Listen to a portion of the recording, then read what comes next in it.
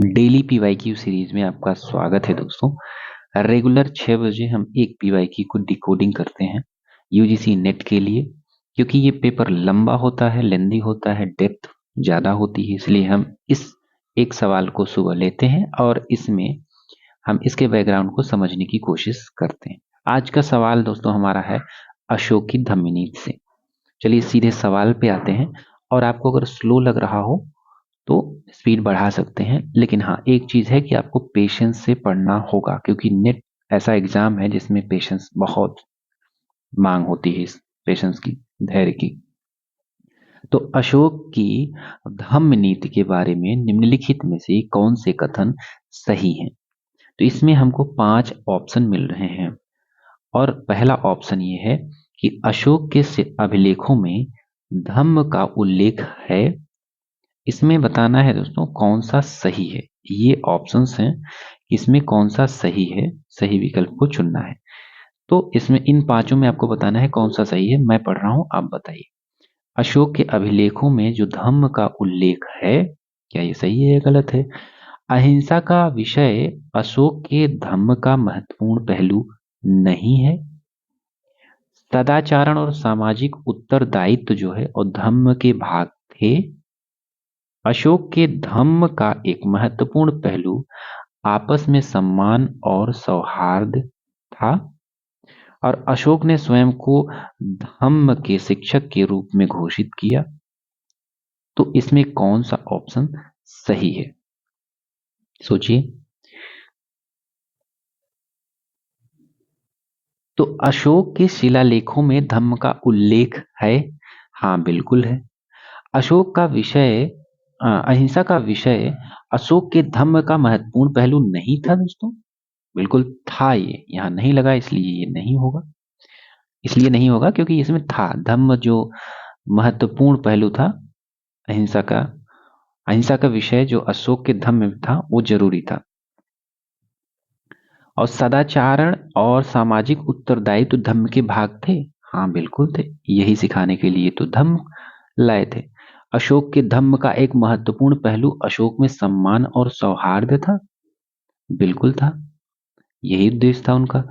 अशोक ने स्वयं को धम्म के शिक्षक के रूप में घोषित किया, तो नहीं दोस्तों, उन्होंने औपचारिक रूप से शिक्षक घोषित नहीं किया था खुद को, सिर्फ प्रचार प्रसार किया था।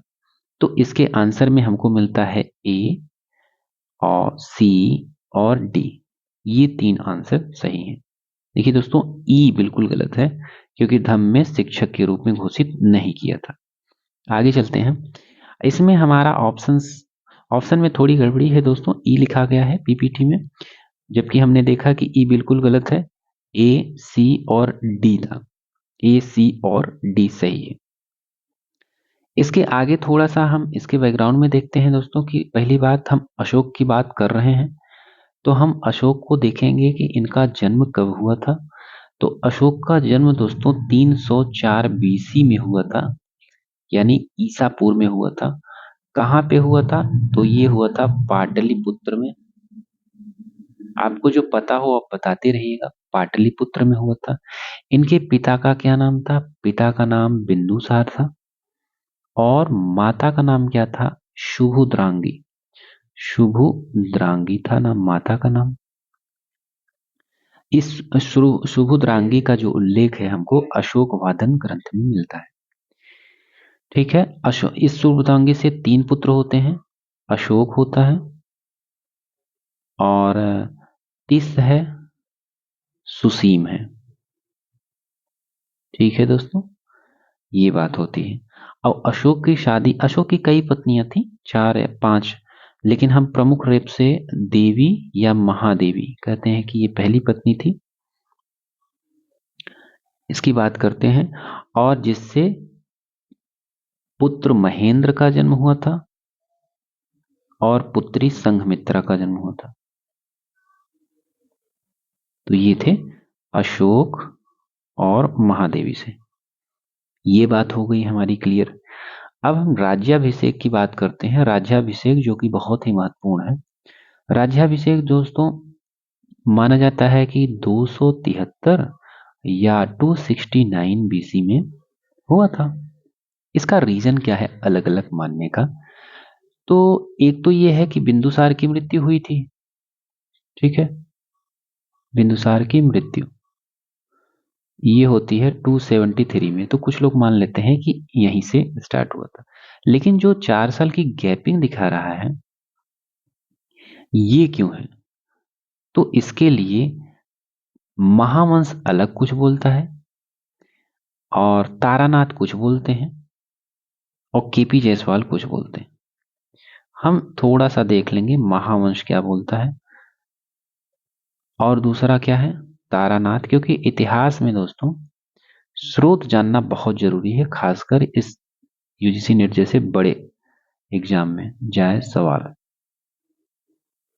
ठीक है, ये 3 लोग थे।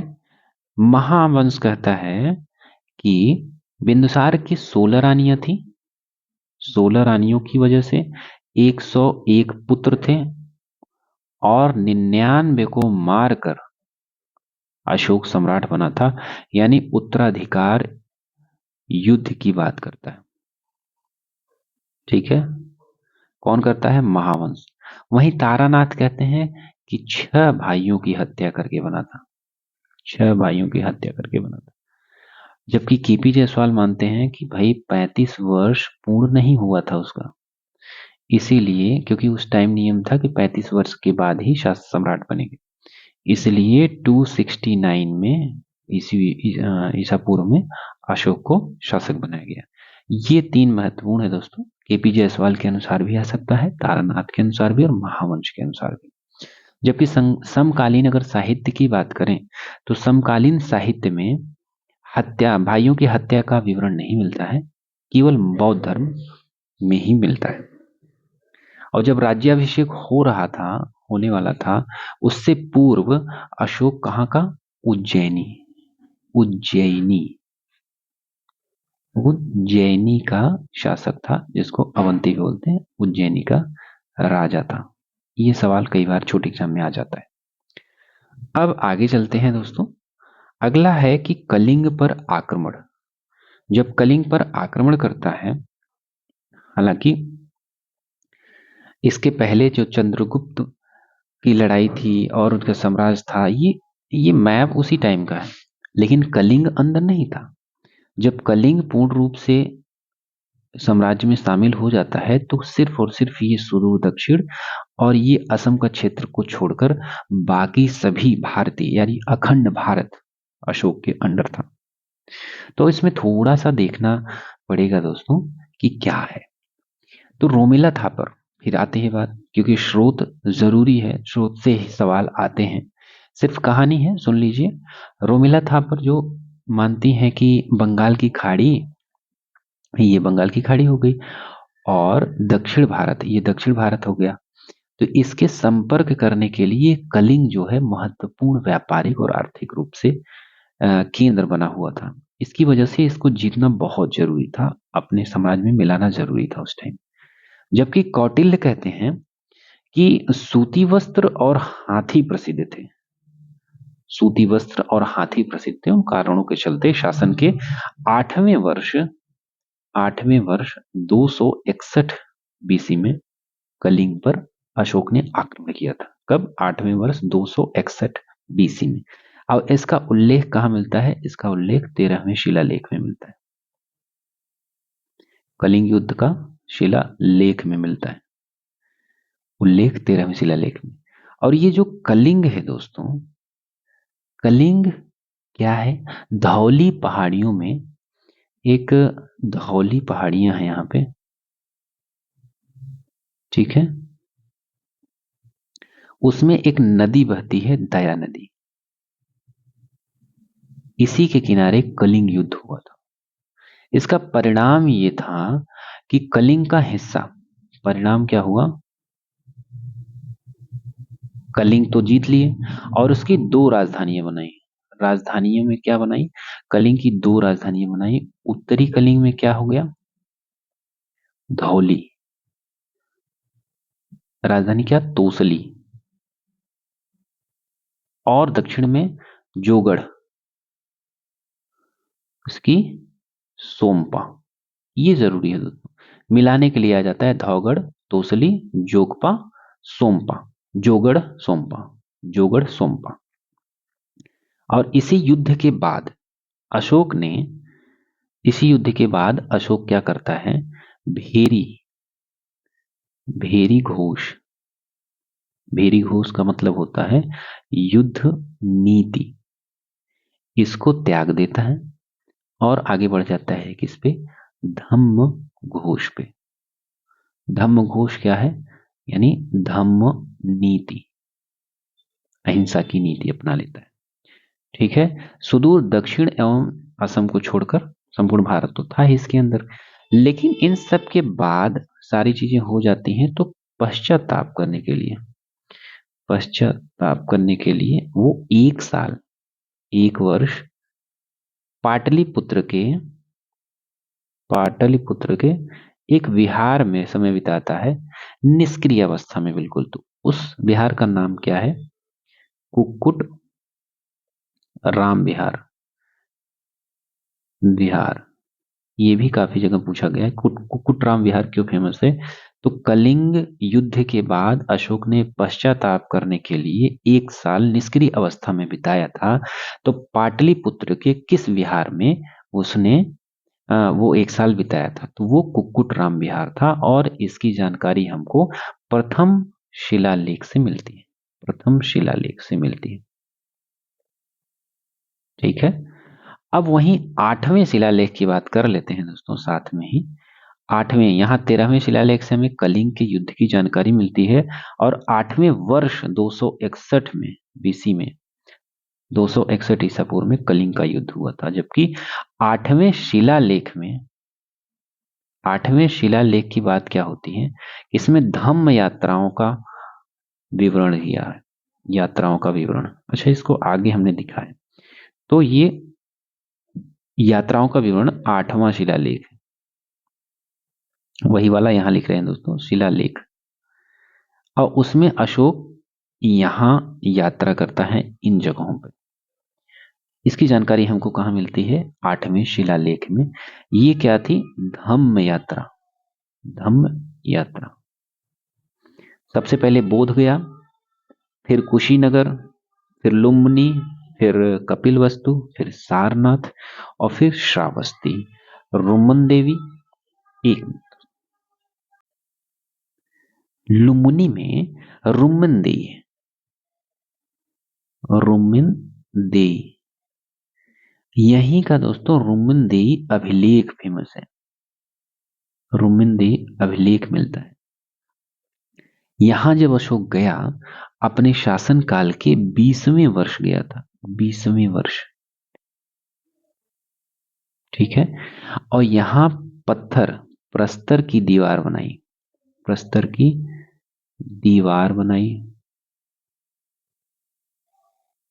और क्या किया, बलि नामक एक कर था, बलि नामक एक कर था, धार्मिक कर जिसको बोलते थे, धार्मिक कर, उसको बंद कर दिया, समाप्त कर दिया, समाप्त किया, धार्मिक कर था।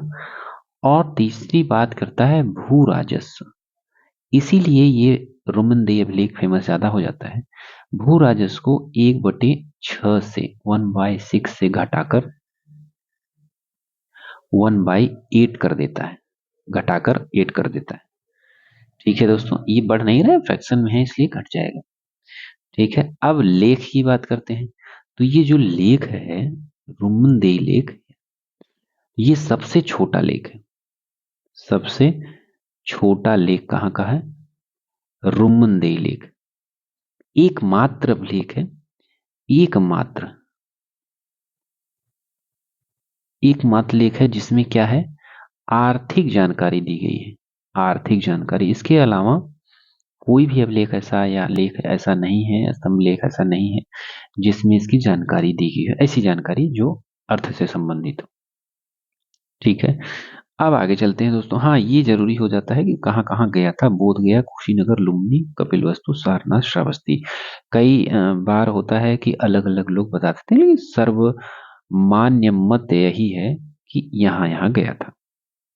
आगे चलते हैं दोस्तों कि कुछ पदाधिकारियों की बात होती है, उनकी नियुक्ति की बात होती है। तो धम्म महामात्र एक पदाधिकारी, युक्त राज्यों या प्रादेशिक लोकोपकारी कार्य। तो ये किस शिलालेख में है ये देखना है। तो शिलालेख संख्या 5 में है धम्म महामात्र, जो कि 13वें वर्ष, 5वां शिलालेख। इसमें यह है कि धम्म महामात्र का उल्लेख किस शिलालेख में है, तो ये 5वें शिलालेख में है, 13वें वर्ष में है। इसका उद्देश्य क्या था? धम्म प्रचार। धम्म प्रचार इसका उद्देश्य था। युक्त राज्यों और प्रादेशिक जो है पदाधिकारी हैं, अधिकारी हैं, उनका चौथे शिलालेख में, चौथे शिलालेख में लोकोपकारी कार्य जो है वो स्तंभ लेख 7 में मिलता है, स्तंभ लेख 7 में मिलता है। इस तरीके से 3 प्रमुख अधिकारी पदाधिकारियों की नियुक्ति का हमको साक्ष्य मिलते हैं। दोस्तों इससे अशोक काफी बड़ा चैप्टर है, इसमें हम अलग से एक वीडियो लाएंगे जिसमें पूरा अशोक होगा। तब तक अभी मूल्यांकन देख लेते हैं। धम्म का मूल्यांकन कर रहे हैं, अशोक का नहीं। धम्म के मूल्यांकन में नीलकंठ शास्त्री कहते हैं कि यह धर्म एक नैतिक संहिता थी। यह धर्म एक नैतिक संहिता थी, नैतिक संहिता थी। और रोमिला थापर वही कहते हैं कि आविष्कार की गई थी, आविष्कार की गई नवीन धारा थी, नवीन धारा या विचारधारा। ठीक है। और वहीं फ्लीट कहते हैं भाई कि ये जो था ये राजधर्म था, राजधर्म था। जबकि यहाँ इंपॉर्टेंट चीज है ये वाला कि अक्सर ये पूछा जाता है दोस्तों कि विंसेंट स्मिथ जो है और आर के मुखर्जी हैं, आर एल नहीं, आर के मुखर्जी, आर पी त्रिपाठी, ये लोग मानते हैं कि धम्म जो था सभी धर्मों का सार था। धम्म क्या था? सभी धर्मों का सार था। ठीक है, धम्म सभी धर्मों का सार था, अर्थात सार्वभौमिक धर्म था, सार्वभौमिक धर्म था। स्मिथ ने इसकी तुलना दीन ए इलाही से की है। स्मिथ कहते हैं कि अकबर के दीन ए इलाही से तुलना की है। अकबर ने भी धर्म चलाया था ना, एक दीन ए इलाही से तुलना की है। तो इस तरीके से हमारा दोस्तों कुछ महत्वपूर्ण टॉपिक हमने कवर किया है। क्योंकि बहुत लंबा वीडियो बन जाता है, इसलिए हम सोचते हैं कि एक वीडियो में बहुत ज्यादा भी न रहे और बहुत कम भी न रहे। तो बाकी हम अलग से वीडियो लाएंगे जिसमें पूरा अशोक की धम्म नीतियां, शिलालेख अलग से, और अशोक का प्रमुख जो जो कार्य हैं वो करेंगे। तब तक के लिए देखते रहिए गोप एकेडमी और सब्सक्राइब कर लीजिए, लाइक और शेयर भी कर लीजिएगा। तब तक के लिए धन्यवाद। मिलते हैं कल सुबह 6 बजे।